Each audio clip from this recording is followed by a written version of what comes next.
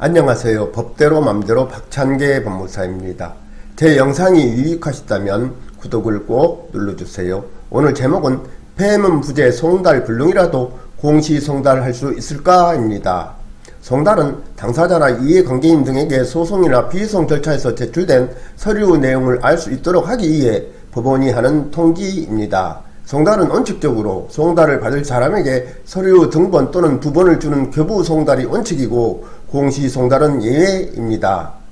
공시 송달은 당사자의 주소 등 또는 근무 장소를 알 수 없는 경우, 또는 외국에서 해야 하는 송달에 있어서 재판장이 송달을 촉탁할 수 없거나 촉탁 송달이 효력이 없을 것으로 인정되는 경우에 법원 사무관 등은 직권으로 또는 당사자의 신청에 따라 공시 송달을 할 수 있고, 당사자가 공시 송달을 신청한 경우 그 사유를 소명해야 합니다.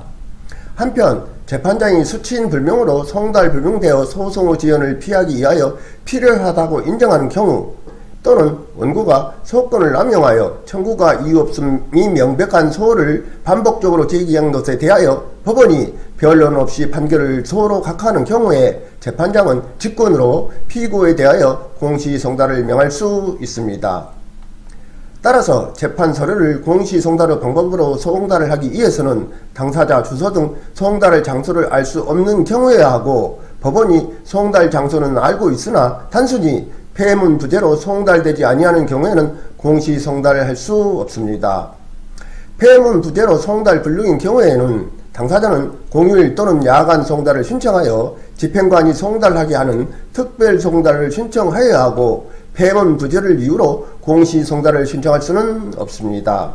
그런데 지나치게 엄격한 소명 자료를 요구하여 공시 송달 신청을 안 받아주면 소제기 당할 것을 예상하여 행방을 감추며 도망다니는 사람에 대한 소송의 진행이 어렵게 될 수 있고, 너무 너그럽게 공시 송달 신청을 받아주면 주소가 뚜렷한 사람이 행방불명자로 취급되어 판결 편취나 절차권 침해의 위험이 있습니다.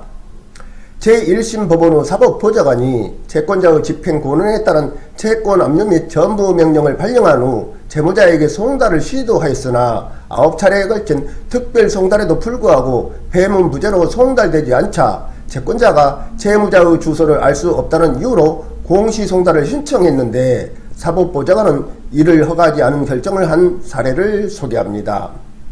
사법보좌관은 공시 송달 불허 결정에 대하여 채권자가 불복하자 제1심 법원의 단독 판사는 사법보좌관의 결정을 인가하였고, 그 후에도 제1심 법원의 사법보좌관이 채무자의 주소지에 대하여 집행관 송달을 실시하였으나 폐문 부재로 송달되지 않았습니다.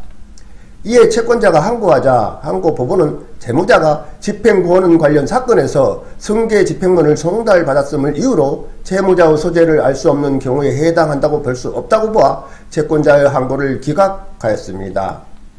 채권자의 재항고에 따라 대법원은 이 사건 채권 압류 및 전부 명령에 관하여는 채무자의 주소지로 한 번도 송달된 적이 없고 수차례의 특별 송달에도 모두 실패하였으며, 특히 제3차 특별 송달 이후부터는 채무자가 주소지에서 실제로 거주하고 있는지 여부도 파악하기 어려운 상황이었고, 달리 채무자의 고소 등을 파악할 수 있는 자료도 없으므로 채무자가 등록된 주소지를 떠나 더 이상 그 주소지에서 재판 서류를 송달받지 못하게 된 경우에 해당할 여지가 많고, 채권자가 다른 송달 장소를 알 수 없는 경우라고 볼 수 있다고 하면서 항고심 결정을 파기환송하였습니다.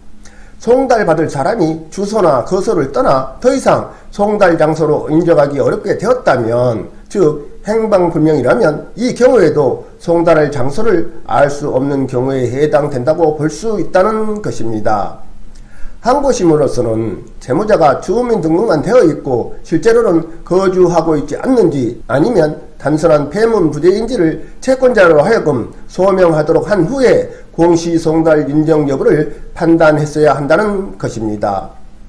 시장, 군수 또는 구청장은 주민등록 신고 의무자가 주민등록법에서 정한 내용을 신고하지 않거나 부실 신고한 때, 또는 신고한 내용이 사실과 다른 경우 그 사실을 조사할 수 있고, 조사 결과 신고 의무자의 거주 사실이 불분명하다고 인정되는 경우에는 신고한 주소지를 마지막 주소로 하여 거주 불명 등록을 하여야 합니다.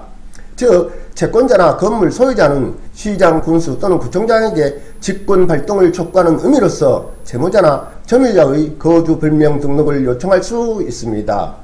이런 거주 불명 등록은 최소 2개월 이상이 소요됩니다. 시장 등의 직권에 의한 거주 불명 등록이 되면 채권자 등은 거주 불명 등록 사실을 소명하여 법원에 공시송달을 신청하면 되는 것입니다. 사례에서 채권자가 시장 등에게 직권 발동 촉구를 하지 않았던 것으로 추측됩니다.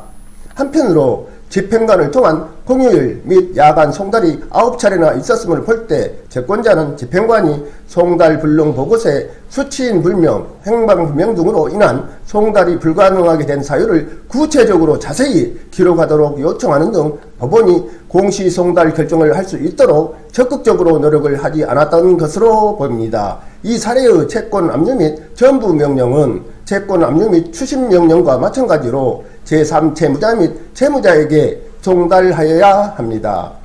채무자에 대한 송달과 제3채무자에 대한 송달은 모두 공시송달로 할 수 있으나 채무자에 대한 전부 명령의 송달은 채무자에게 미치는 영향이 중대하고 공시송달을 할 경우 추후 보완 항구 여지가 있어 집행 절차가 불안정하므로 제3채무자뿐만 아니라 채무자도 최대한 직접 송달받을 수 있도록 하여야 합니다. 전부 명령은 확정되어야 효력이 있고 전부 명령에 대하여는 제3채무자뿐만 아니라 채무자도 즉시 항고할 수 있으므로 제3채무자뿐만 아니라 채무자에게 전부 명령을 송달하여 즉시 항고할 기회를 주어야 하고 채무자에게 전부 명령이 송달되지 않으면 전부 명령은 확정이 되지 않으므로 효력이 발생하지 않습니다. 다만 민사집행법 제229조 제3항은 전부 명령이 제3채무자에게 송달될 때까지 그 금전 채권에 관하여 다른 채권자가 압류, 가압류 또는 배당 요구를 한 경우에는 전부 명령은 효력이 없다고 규정하고 같은 법 제231조는 전부 명령이 확정된 경우에는 전부 명령이 제3채무자에게 송달된 때 채무자가 채무를 변제한 것으로 본다고 규정하고 있으므로 실제로 전부 명령의 효력을 따질 때는 제3채무자에게 송달된 때가 표준이 됩니다. 오늘은 여기까지입니다. 감사합니다.